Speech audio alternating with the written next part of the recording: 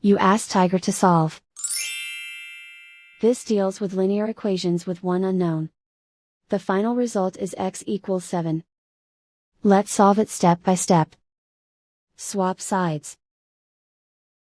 Group all constants on the right side of the equation. Add 13 to both sides. Group like terms. Simplify the arithmetic.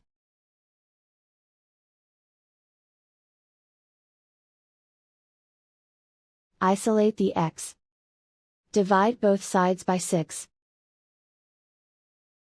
Simplify the fraction. Find the greatest common factor of the numerator and denominator.